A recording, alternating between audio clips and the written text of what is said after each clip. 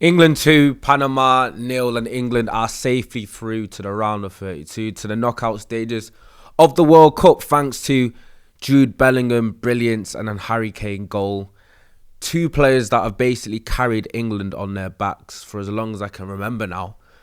But I'm not going to sit here and pretend that it was smooth sailing. I'm not going to pretend that England's group stages was all that convincing. Because England in international tournaments, it never seems to be that way. And sometimes you've got to ask yourself why. And it's always, the balance of the team always seems to be off. Players, when they turn up in international tournaments, these English players are invariably usually players that we see week in, week out in English football and in the Premier League.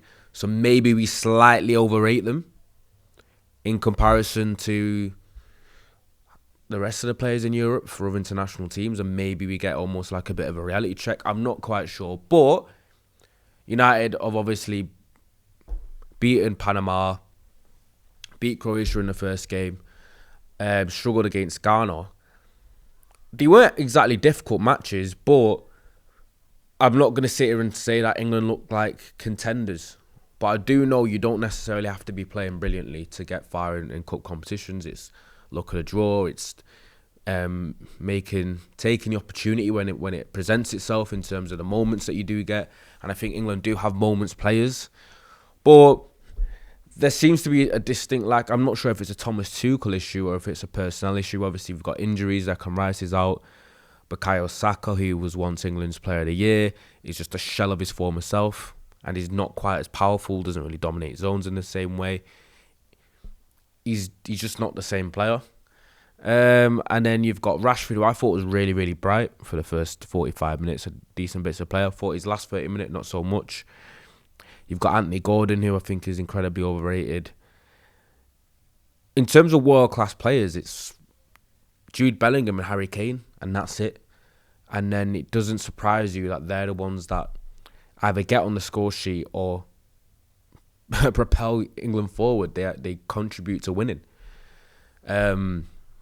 Because I think that's what this World Cup's been about from what I've watched so far. This World Cup has basically been about your best players and your world-class players showing up and grabbing the game by the scruff of the neck and taking the opportunity when their moments present themselves. You've seen it from basically all the best players in the world, apart from Yamal, have shown up and have played brilliantly. Even Yamal scored a goal at least. And I think that's what cup competitions like this are about. It's similar to Champions League football. It's not always about having the best tactics or having the tightest defence. I don't think even defending, even though it's important, I think it's about how many match winners do you have. And England only have two. And it's Jude Bellingham and Harry Kane. And Harry Kane is the physical age of 40, but he's still got that ability, and he showed it again today. And Jude Bellingham was an interesting one because he's much maligned by the English media and by the English public in general, because obviously he's quite an outspoken character. He's quite a big personality. He carries himself really well. He's got a bit of a bravado, and then that rubs people the wrong way. There are other issues and other potential accusations you can throw towards people in terms of the way they view Jude. You can make your mind up for yourself, but I think some of it has to actually do with the fact that he doesn't play in the Premier League, because it's not even just the public and fans in general. I think the English media do seem to target him in a certain way as well. And I think it happens to be because he doesn't really give the media what they want. He doesn't speak to the English media as much as they want him to. And I think the English media and the Premier League in general are extremely salty and upset that England have a generational talent and a world-class talent in Jude Bellingham, and he doesn't play in the Premier League. I think that has a lot to do with it as well. And I think it hurts them seeing him playing La Liga, play for Real Madrid, and never bringing that kind of marketing and that presence and whatever to the Premier League. I think that has quite a lot to do with it. But I just feel like he's been maligned so wrongly. I think a lot of the discourse around him is disingenuous as a player. I think he's top quality. And what I do love about Jude is his personality and character. which is that of an all-timer. He never shies away. He never hides. He always takes responsibility. He almost does too much, if I'm gonna if I'm gonna be honest. And even if he makes a mistake, he goes again. He's the most grab a game by the scruff of the neck player that there is. And those players are so valuable, and I actually love players like that. Whenever the team needs him, he seems to step up and be counted, or he at least tries to win the match. And that's basically what he's done today, because England, so used to talking about United, but England was sleepwalking throughout a majority of that match. And it was not until the second half where Jude Bellingham has said, you know what, it's time for me to do something. It's time for me to step up and be counted. I mean, there's a bit of a lack of control. I thought Anderson was getting isolated a lot defensively as the sole rest defender. I feel like he's been playing as a lone six. I don't think he's a lone six. He was losing a lot more duels and looks a lot more clunky out of possession than he usually looks. I don't know if he's carrying an injury. I think there's a lot of disingenuous discourse around him, obviously with him being 130 million signing for a cheating state-owned club in Manchester City. I think his PR has hit rock bottom.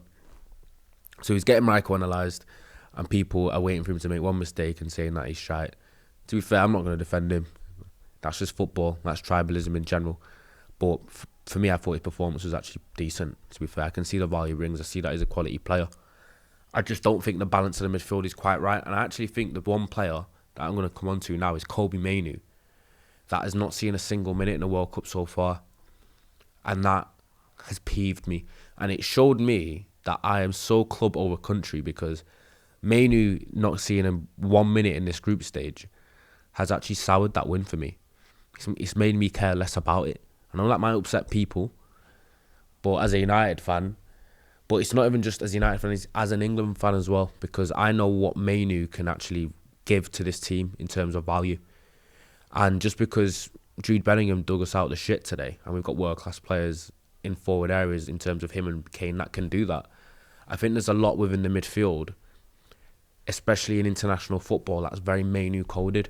And I think his profile and his skill set is quite valuable, and we've seen it before at international level from him as a 19-year-old. Someone that can get their foot on the ball, someone that can slow the game down a little bit, someone that can control, that can link play through the middle, strong in duels as well, one of the best duellers in the Premier League for me, and a very underrated part of his game. And he kind of has that kind of dictating tempo and like settling approach about his play style, and I think England don't have that. I think they're extremely helter-skelter.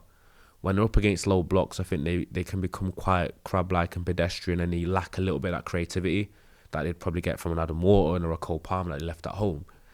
And I think when they need a little bit of link play and someone to bounce up the ball off, someone like Kobbie Mainoo could be valuable in that sense. And he also helps you control football matches, especially when he's got the legs of a Declan Rice or a Jude Bellingham and an Anderson next to him that can cover for his space coverage issues.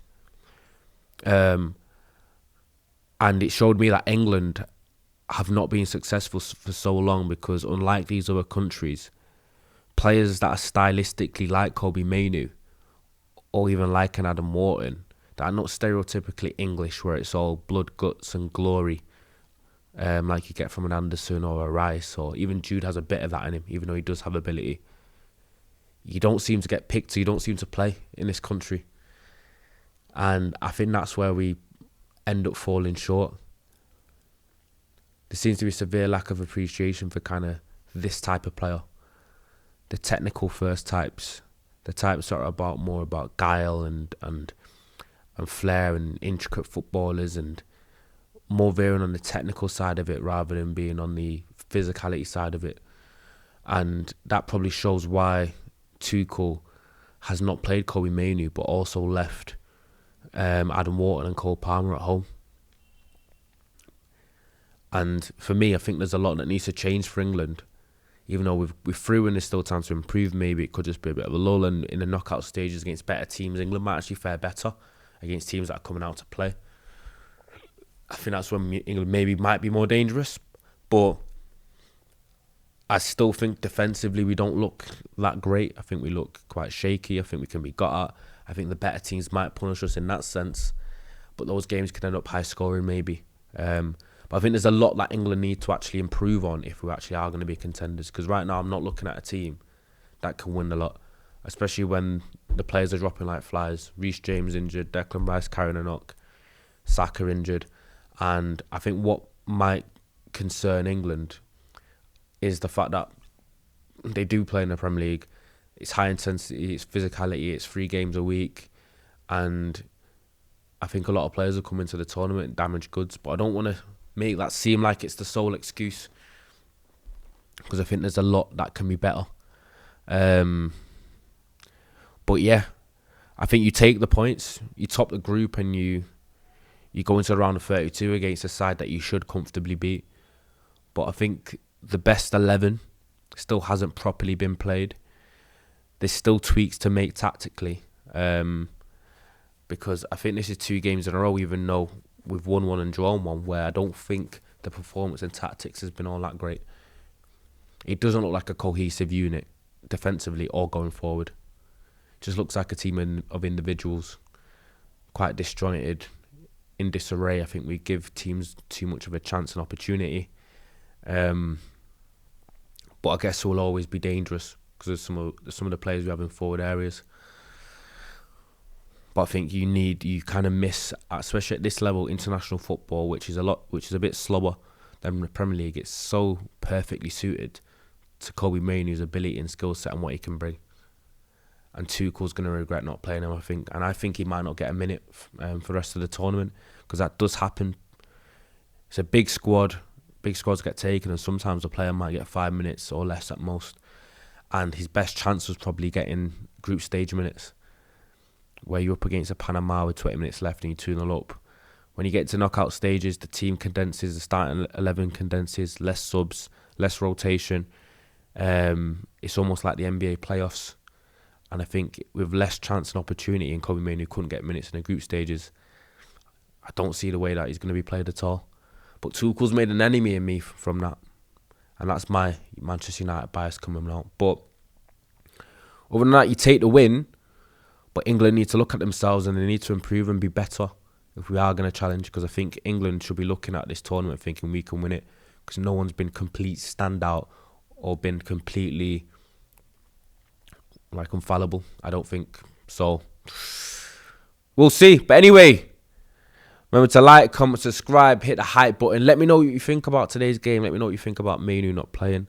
And are you another one that underrates Jude Bellingham? But I'll see you next time.